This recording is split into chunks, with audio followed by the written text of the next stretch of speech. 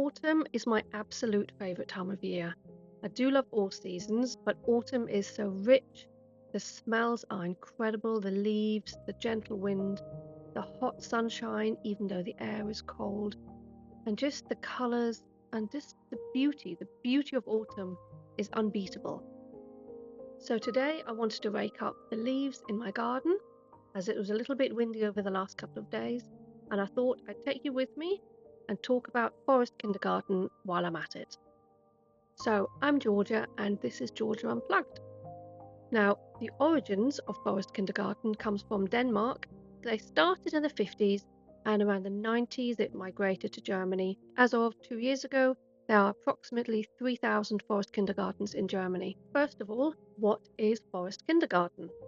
Kindergarten is from age 3 to 6 in Germany and many other European countries that you go to before you start school. I know in America, kindergarten is only the preschool 1 year, but here they start at age 3, and some preschool areas you even have a nursery attached to it where kids can be for much younger. So traditionally, the kids spend these 3 years in little groups or bigger groups, depending on where the location is of this kindergarten, and they just play. They have teachers, they do crafts, they go outside. Most of them have some outdoor bit. They go maybe on little trips to the zoo or whatever. Now, a forest kindergarten is wildly different because they spend every day outside. It doesn't matter what the weather is.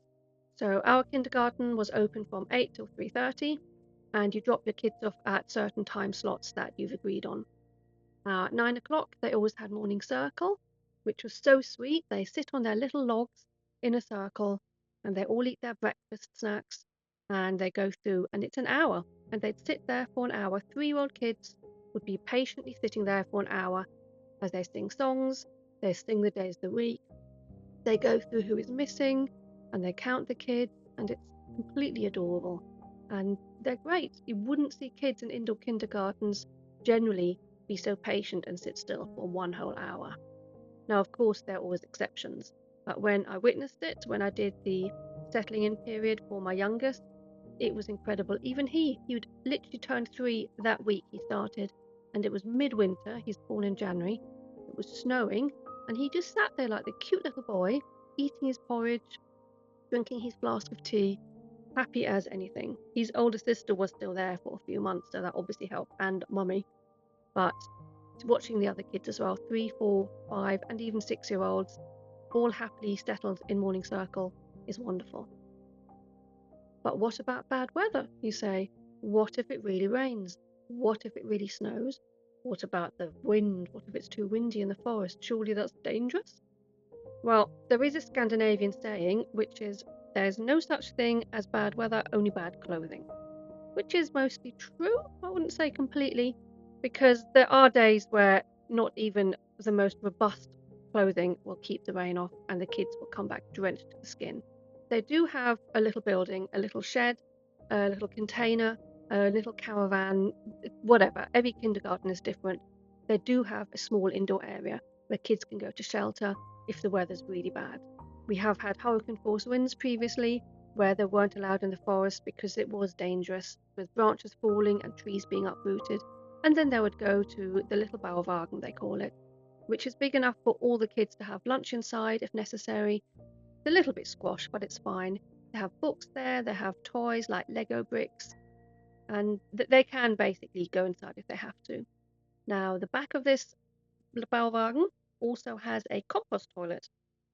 So if the kids are in the vicinity of this shed or Bauwagen, then they can use a compost toilet, which is marvellous that they get to know what a compost toilet is before they even start school.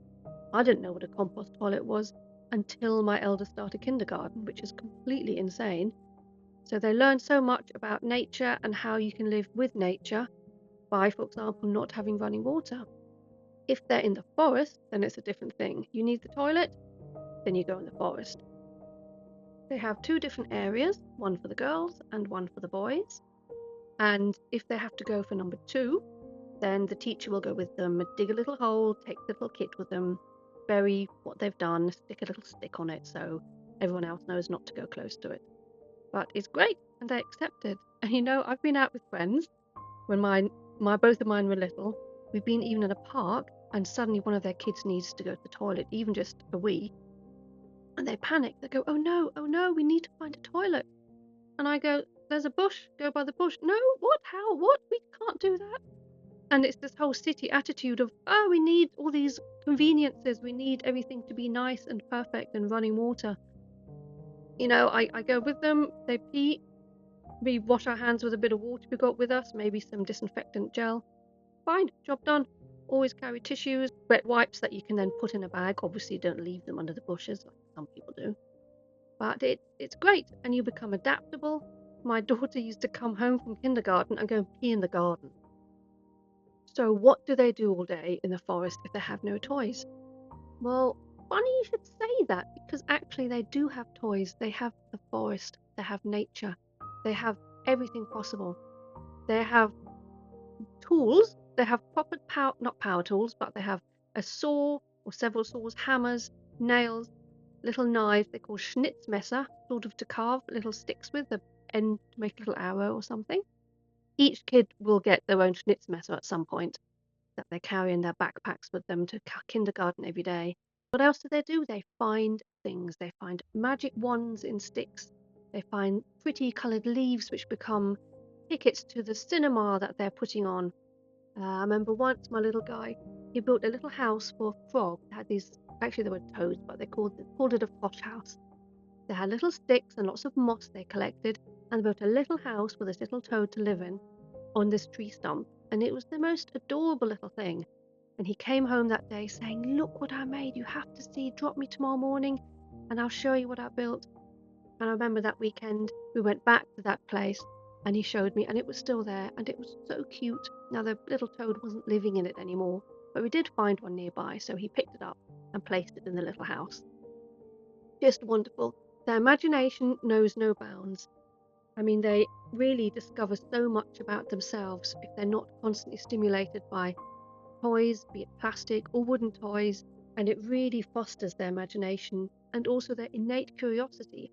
Kids are just curious about everything, and if we don't let them be curious, then they will lose that. They will lose it and become boring old adults like many of us have become. I'm trying not to be quite so boring. And quite often I've heard this from people whose kids went to indoor kindergartens or who are teachers there, that by the time the last kid has been dressed and put their coat on and their hat and their gloves, especially in winter, the first kid wants to come in again. So they're just dressing and undressing all these children. I mean, it's ridiculous. And in this way, the parents dress the kids in the multiple layers. Which takes me to the next point. How do they keep warm? Well, in winter, we learnt the hard way. You really have to kit them out with the proper stuff. We went to a big Globetrotters after buying the wrong things initially and bought them all the gear. The merino wool underwear, the big thick boots that are basically suitable for Arctic temperatures and they're waterproof.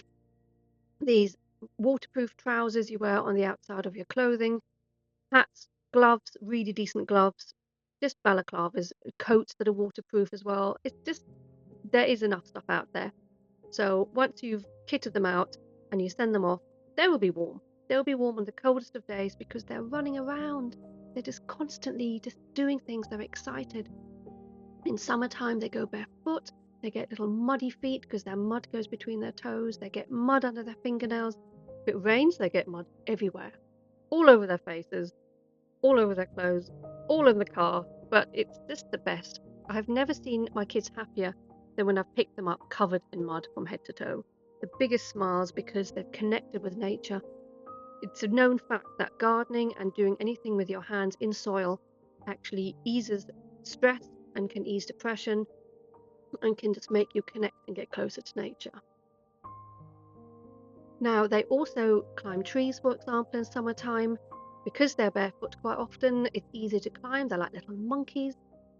We'd go pick them up and 3 of them would be up a tree. They'd be halfway up the tree and you wouldn't know where they were until you heard their voices. Mommy, I'm up here. Okay, hello, be careful. But you don't have to say be careful because honestly, they've spent all day doing this. And they are actually great at discovering themselves, discovering their abilities. So in winter, it does get cold. It can get to -20 degrees. We do have snow. We also have a lot of rain before the snow, where it's really, really damp and cold and horrible. So on some days, we just wouldn't send them. If one of us is at home, we can do that. And if it's really miserable, then they would spend the day in the shed in the Bauwagen anyway. They're not mean. The teachers also have to be outside in this weather. So they'd often head off, and then the kids would be snuggled inside. They have a little gas stove, I think. I don't think it's wood burning. I think it's a gas stove to keep them a little bit warmer. And it's perfect. And they have tables outside for them to eat their lunch. They now have a stand pit as well. So in summertime, it's beautiful just watching the kids play in the sand pit or sitting at the tables, drawing in their books, building some Lego. And they've even got a couple of raised beds now. So the preschoolers, the third year kids, they always plant seeds in springtime. And by the time they leave, everything's grown. They eat the strawberries they're growing, some of the other foods, and sometimes they cook together. It's really beautiful. Normally, they have catered lunch, which we pay extra for, and we just send a box in, which we then wash up by the end of the day. And we also send a snack in, which is what they have for breakfast. So I'd often make hot things like scrambled eggs or porridge if it was winter time, and a flask of hot tea. And in summertime, I'd put ice cubes in the bottles. I normally gave them thermal bottles anyway, so the water would stay cold. The other benefits are kids who go to forest kindergartens have a much higher immune system than kids who go to indoor kindergartens. They're not playing with the same toys all the time and spreading their germs. They have the outdoor to boost their immune system. They've got fresh air every day. They've got the fresh air of the forest. They're living at one with nature, and they become kinder to animals. They're not scared of spiders. They're not scared of bugs. Every year, just before Christmas, they all go and give gifts to the animals, like nuts and berries and things like that, to thank them for letting them use their forest for the year. So they know they're sharing their space with the animals. They know the forest doesn't belong to them. They don't scream and shout. The ambience is always so peaceful when you pick them up. I know, obviously, there are arguments and some kids fight, and my son did get a stick in his eye once. Honestly, those are few and far between. In summer, you'd pick the kids up. The teachers would be sitting there in the chair, just relaxing in the sun with the kids, maybe playing with the kid, maybe reading a book, maybe just watching them. Really peaceful. Now, some of the disadvantages, because nothing's perfect, is, like I said, in winter, it can get cold. The kids can get cold. They do get sick sometimes, but not as much as in indoor kindergartens. And when they are sick, you tend to have to keep them home because they could get worse if the air is really cold. Autumn, late autumn, can be really harsh when it gets cold, but it's wet and raining, and it's just relentless torrential rain. These are the days we would often keep them home, or they would just go to the Bauwagen or maybe a playground. And sometimes they do go to a museum or the library. And summertime, despite the beautiful weather we have a really lovely climate here, proper seasons. We do have ticks. We have a high level of ticks in this area and also Lyme's disease. So every night we did tick check, and despite spraying them excessively every morning, we'd still have to check them and we'd find them. And because I hate ticks so much, they were the bane of my life for 6 years, I would burn them. Now, I'm generally very nice to animals, but ticks are one thing I'm not nice to, and mosquitoes, because mosquitoes is the other thing in the forest. When it rains, obviously there are a lot of puddles, they're quite humid forests, and in summertime, especially from mid-July onwards, the mosquitoes could get pretty bad. So, to conclude, should you send your kids to a forest kindergarten? Now, I would say 100% yes, because it's so amazing and so brilliant. But also, not every kid is suited for it. Some kids would leave halfway through because they couldn't handle the extreme weathers. Some just prefer their creature comfort. Some parents can't bear the thought of their car getting even a speck of mud in it. And the happiness and the incredible development that the kids have got from going to forest kindergarten, you can't put a price on. Happy kids every day, kids that have thrived before they've even started school. At no point did I ever pick them up and they said to me, why did I have to go to kindergarten today? And sometimes the teachers would leave if it was the end of the day at 3:30, and we'd just stay, me quite often with the other parent if it was their best friend, and the kids would play for another half an hour. They'd go to the climbing tree, they'd be climbing the trees, and we just sit there. So sometimes we even coordinated. Take some tea, sit down, have a chat, kids can play a little bit longer. It was the best. Just the best. If you have any experience with forest kindergartens, forest schools, playgroups, leave a comment, let me know what you think. If you'd never heard of them, what do you think of the concept? Do you think it would work where you live? Thank you again for watching and see you next time. Cheerio!